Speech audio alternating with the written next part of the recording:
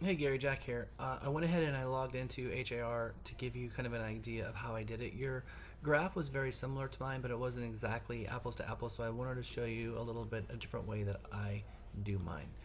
So in terms of the time frame, I go back as far as it'll let me go back, usually about 10 years, statistic, average, sales price average, and then group by primary year. And then I grab the historic sales price trend.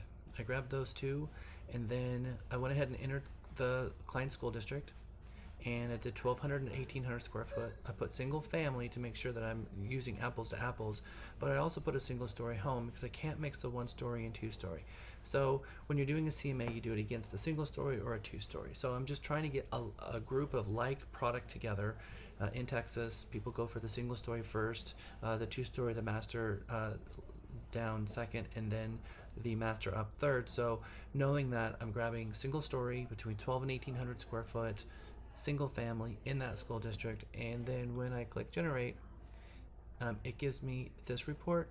Now if I tweak this just a little bit under the customize, if I group by primary year, now you're going to see it look more like mine, because I'm not grouping it by the month, I'm grouping it by the year. And guess what? You get the exact same thing that we get. This same line, and then a strip line up here, the straight line, and the straight line up here.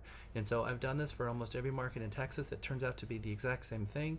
So if we take this like so, I'm gonna go ahead and let that save on my desktop, and I'll grab it in a second. You open up Excel. Let me move this thing out of the way and grab this little one we just created, and then I insert a line, insert a shape, and I grab a line, and then I take that line, oops, actually I grabbed it wrong, and go like this, and then extrapolate 22, 21, 22, 23. Where should we be at right now? You should still be pretty close to the highest of all time, but you're looking at 225, not 250. And so this is how agents keep getting the wrong answer, is they're taking the line and they're moving it up here when it should be more like this.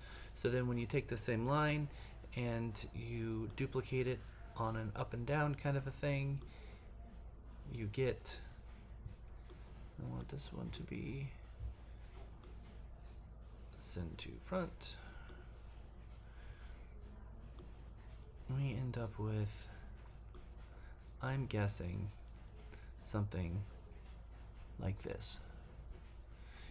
And so then we can take the same thing again and then figure out where on the axis over here it is, and make sure that it's fairly straight as we can get it, and then that's where it comes at. So again, we're looking really close to that 225.